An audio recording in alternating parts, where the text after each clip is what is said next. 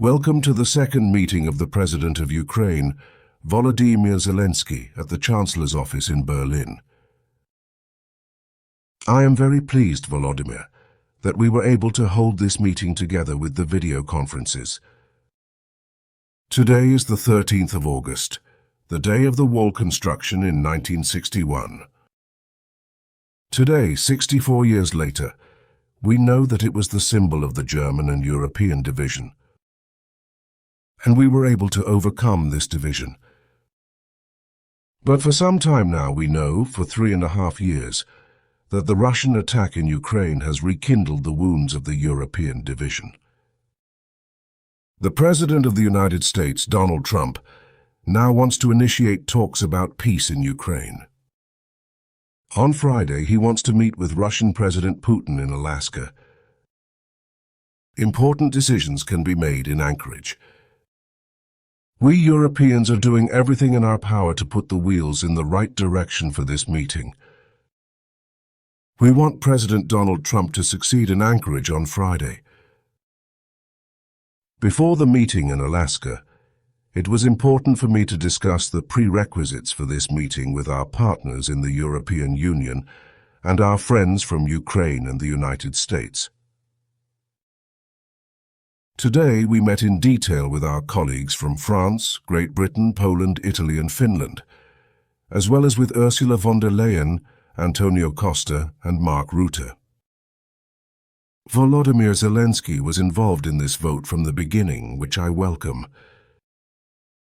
We then spoke together with President Trump.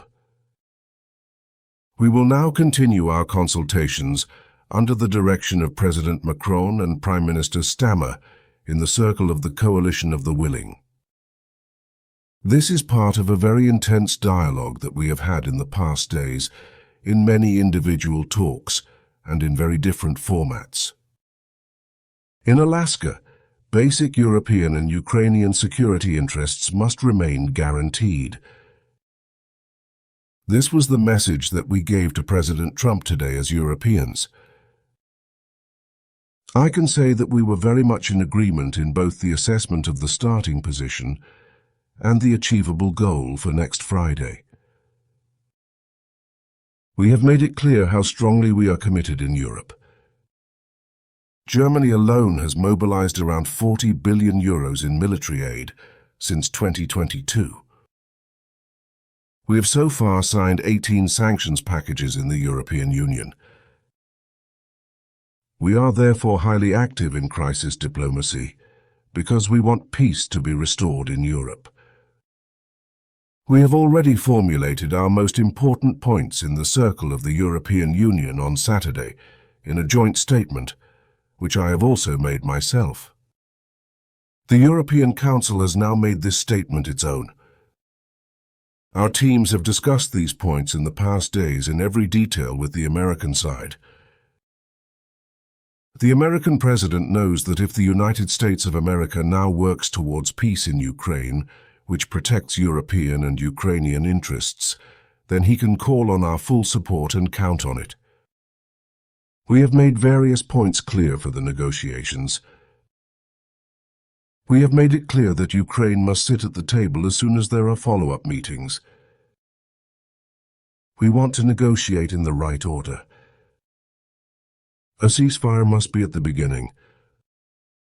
Essential elements should then be agreed on in a framework agreement. Finally, thirdly, Ukraine is ready for negotiations on territorial issues. But then the so-called contact line must be the starting point.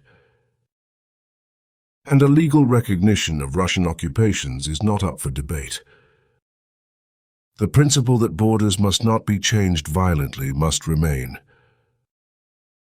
Fourthly, negotiations must include robust security guarantees for Kiev. The Ukrainian armed forces must be and remain able to effectively defend the sovereignty of their country.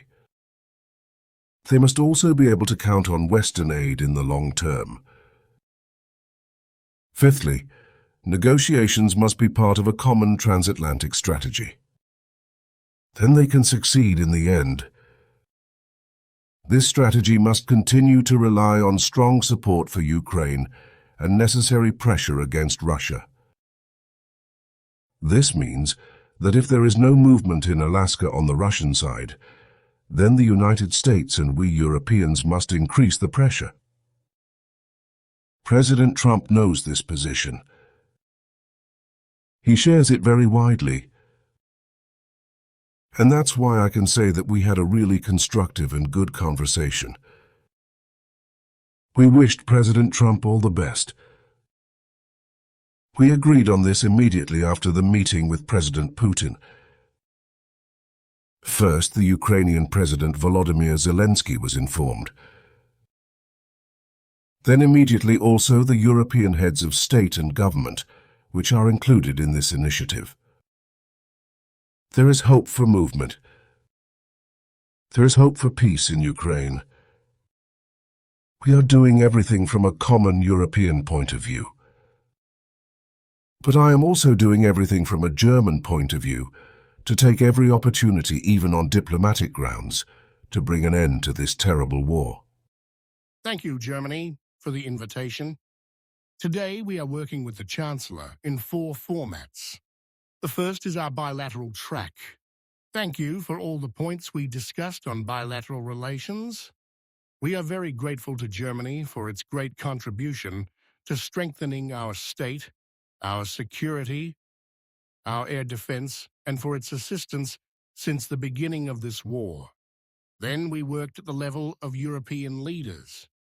The third track was a conversation with the President of the United States. We will finish today, after the press conference, with our own format, focused on the future security and security infrastructure for our state. This is the coalition of willing. First of all, I want to thank all the partners for supporting Ukraine. Today, we spoke with President Trump, President von der Leyen, NATO Secretary General Mark Moriarty, President Stuber, President Emmanuel Macron of France, Italy's Prime Minister Melania, and the President of Poland. Since last Wednesday, we have had very intensive communications. Dozens of exchanges between European leaders, between Europe and the United States, and between us and representatives from other parts of the world who want one thing: peace in Ukraine, peace in Europe. Today, we discussed our common positions with the President of the United States. There was a coordination talk before that as well.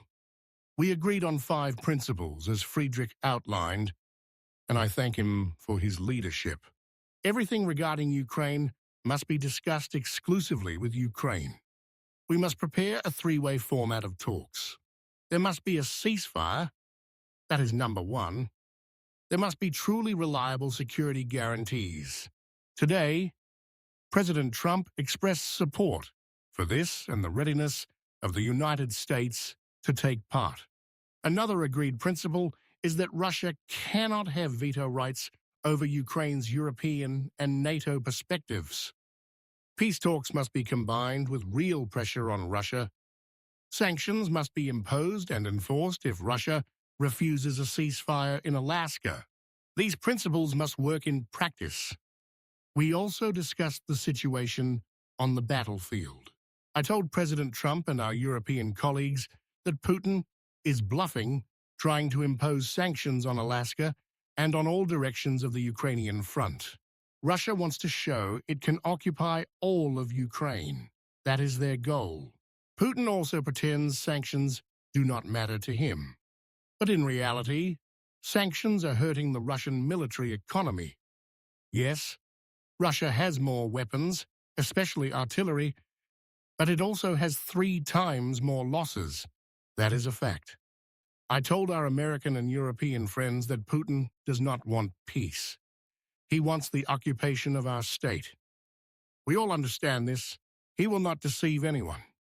We need further pressure, both American and European, to stop Putin's war. Together, our alliance can really stop it. We also spoke about the upcoming meeting in Alaska. We hope its central topic will be an immediate ceasefire. The US president has repeated this many times. He offered that after Alaska, we will have direct contact to discuss the results, if any, and decide our next steps together. Now, we will meet with the coalition of volunteers for the sake of peace and security. This is our shared goal. This is what we are working for. Thank you to everyone who helps us. Thank you again, Friedrich. Glory to Ukraine.